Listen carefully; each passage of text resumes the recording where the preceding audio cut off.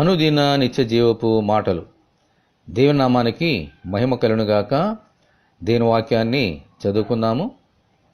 అదేమనగా, యేసు ప్రభు అని నీ నోటితో ఒప్పుకొని దేవుడు మృతుల్లో నుండి ఆయనను లేపునని నీ హృదయమందు విశ్వసించినడలా నీవు రక్షింపబడదువు. రోమీయులకు రాసిన పత్రిక 10వ అధ్యాయము 9వ వచనం. మన ప్రభువైన యేసు మనుషులందరి పాపముల నిమిత్తము చనిపోయి వారిని నీతిమంతులుగా చేయుటకు తిరిగి లేచారు. దేవునికి స్తోత్రము, హల్లెలూయా.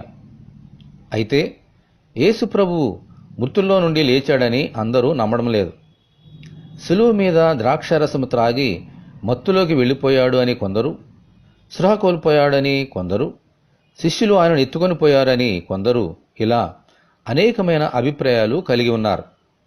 అయితే ప్రభువు ముందే చెప్పారు, మనుష్య కుమారుడు పాపుల చేతికి అప్పగింపబడుచున్నాడు, వారు ఆయనను సిలువ వేసి చంపెదరు, ఆయన 3వ దినమున తిరిగి లేచును అని.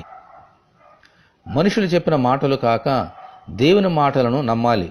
అందుకే ఒక వ్యక్తి రక్షింపబడాలి అని అంటే దేవుడు ఆయనను మృతుల నుండి లేపినని విశ్వసించాలి. ఇదే రక్షణ, ఇదే విశ్వాసము, ఇదే సువార్త. ఆమెన్.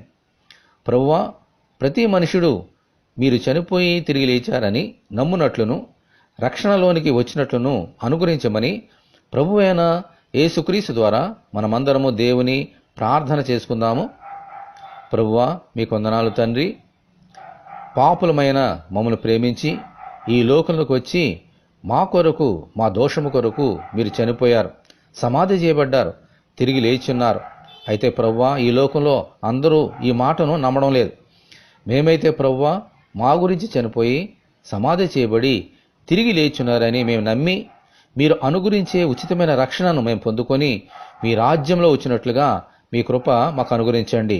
ఈ లోకములో ప్రతి మనిషిని మనోనేత్రం వెలిగించి మీరు రక్షణకు పాత్రులని గ్రహించి వారి కొరకు, అందరి కొరకు చనిపోయి తిరిగి లేచారని అందరూ విశ్వసించినట్లుగా నీ కృప చూపించండి. ఈ వాక్యం వింటున్న నీ బిడ్డలందరినీ దీవించమని యేసు నామములో ప్రార్థన చేయుచున్నాము తండ్రి. ఆమెన్. ప్రభువైన యేసుక్రీస్తు కృప మనకు తోడి ఉండి నడిపించునుగాక. ఆమెన్. పరిశుద్ధ దేవుని మందిరం.